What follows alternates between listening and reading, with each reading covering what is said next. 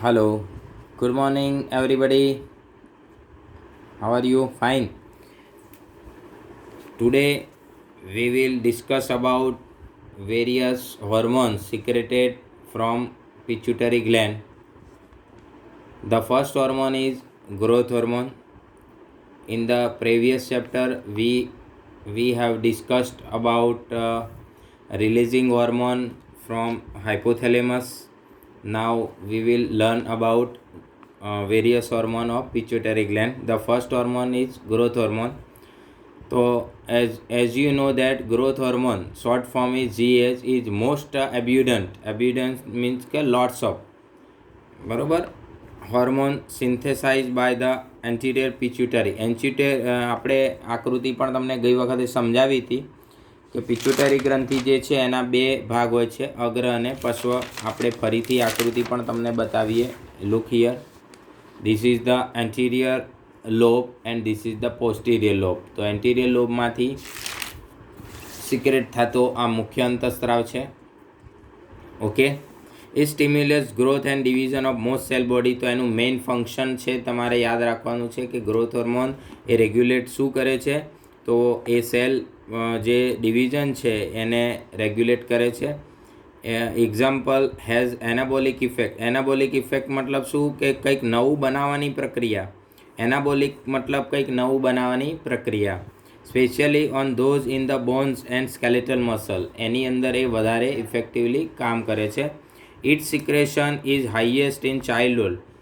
When we all are as a child, the growth hormone mostly release lots of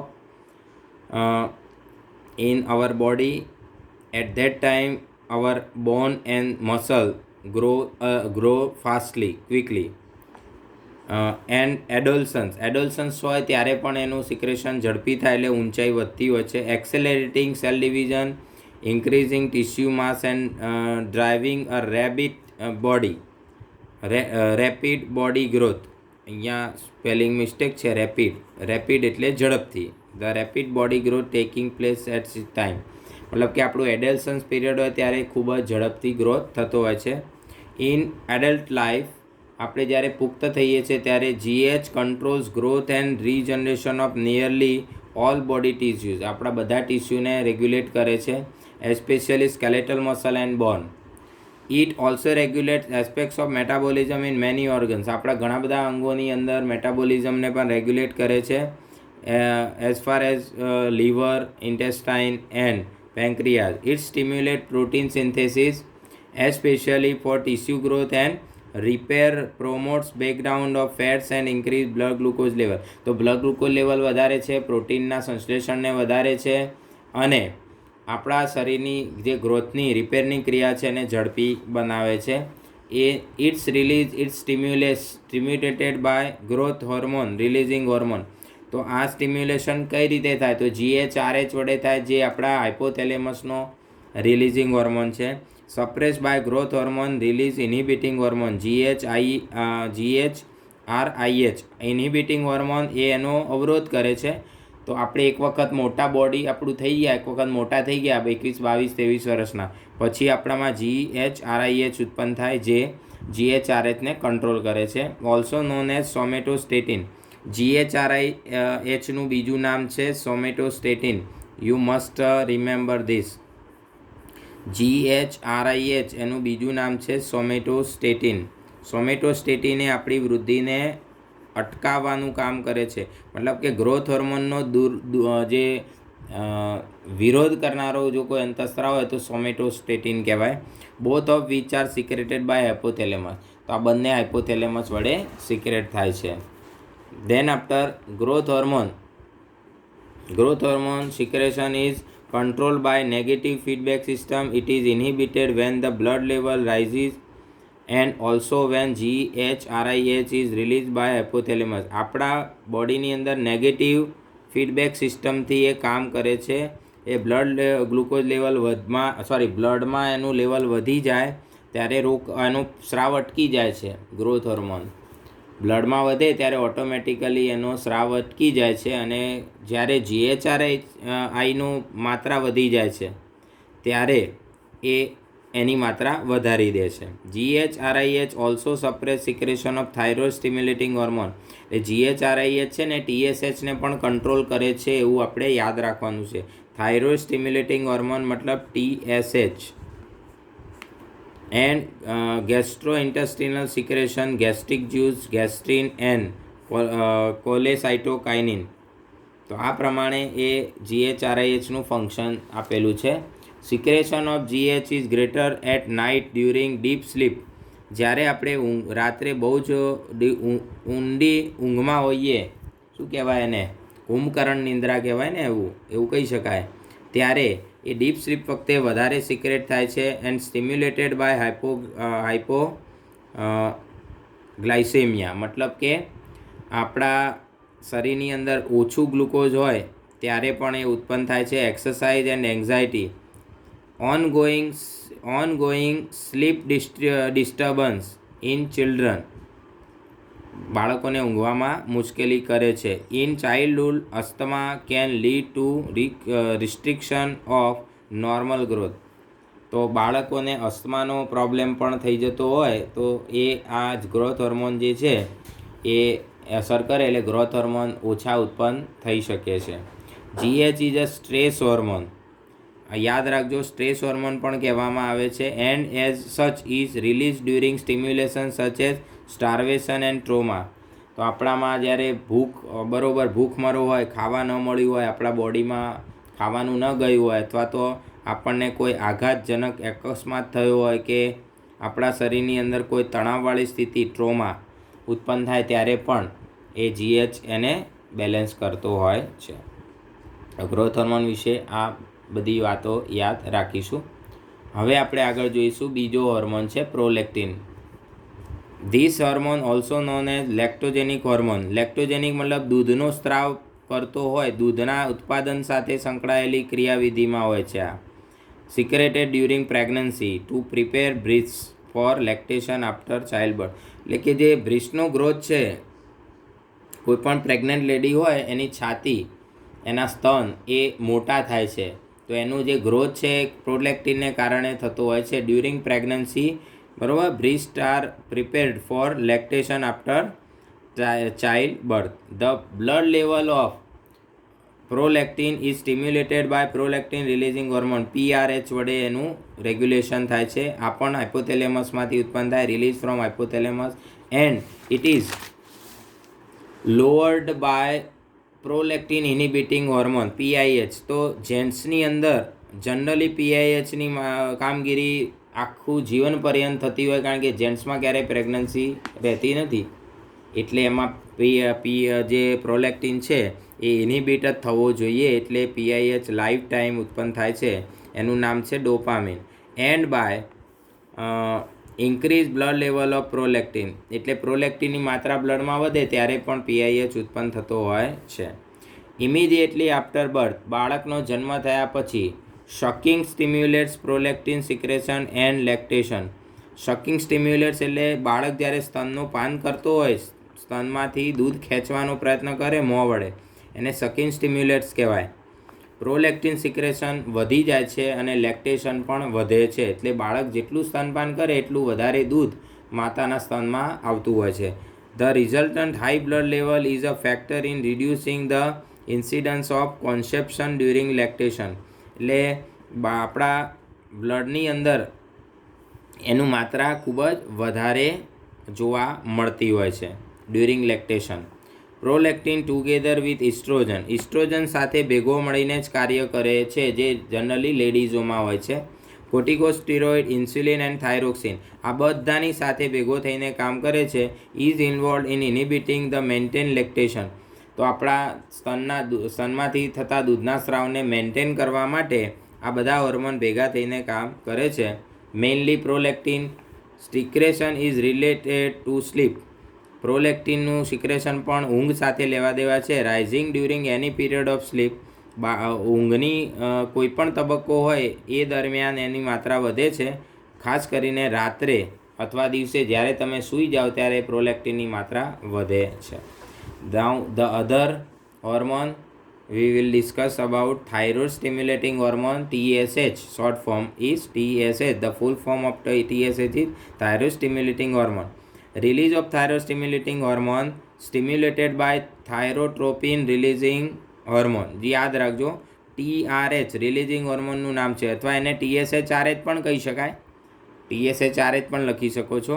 અને આ બંને હાઇપોથેલેમસમાંથી ઉત્પન્ન થતા હોય છે. TSHRH હાઇપોથેલેમસમાંથી ઉત્પન્ન થાય, જેના વડે TSH પ્રોડ્યુસ થતો હોય છે, સિક્રેટ થતો હોય. It stimulates growth and activity of the thyroid gland.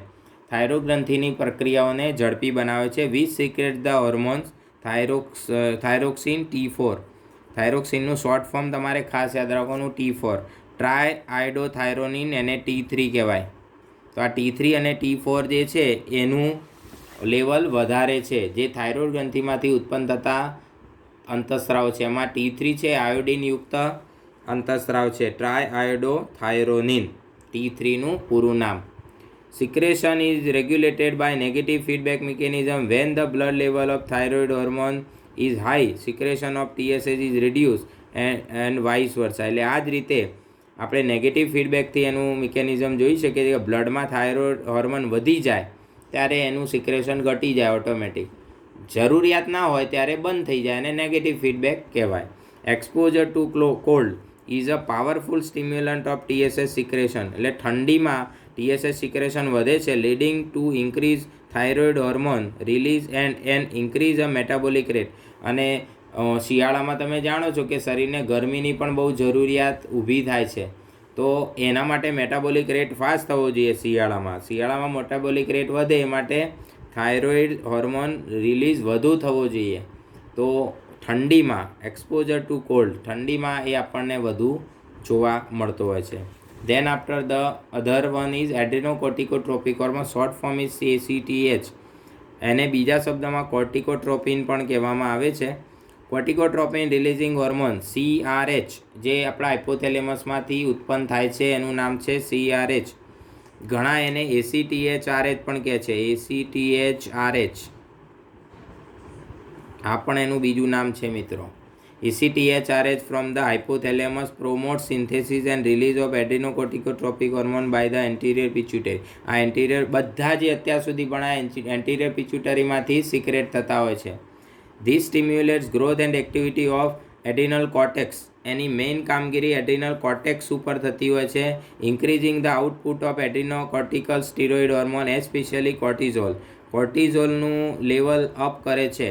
કોર્ટેક્સમાંથી કોર્ટિકોસ્ટીરોઇડ ઉત્પન્ન થાય છે, યાદ રાખવાનું.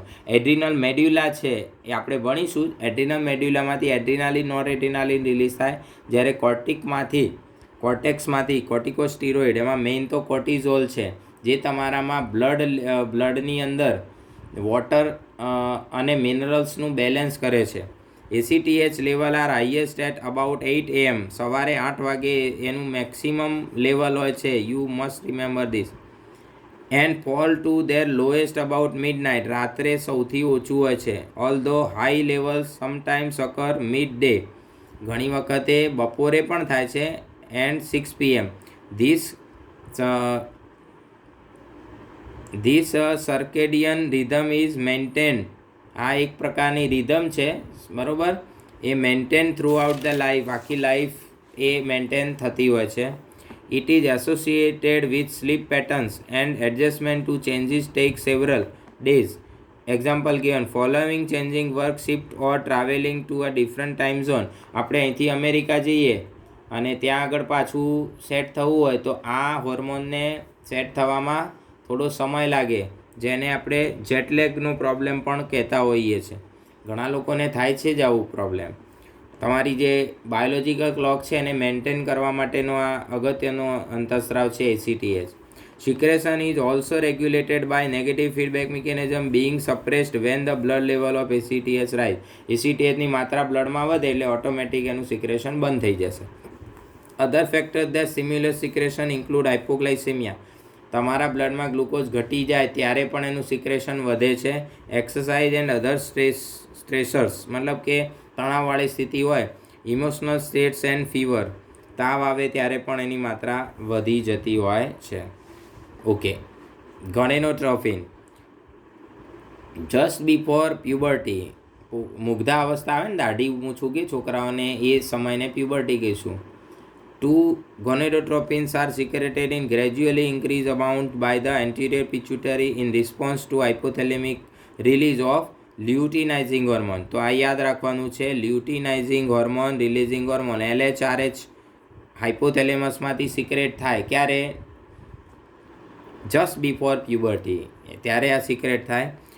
And also known as gonadotropin releasing hormone, GnRH પણ કહેવાય છે.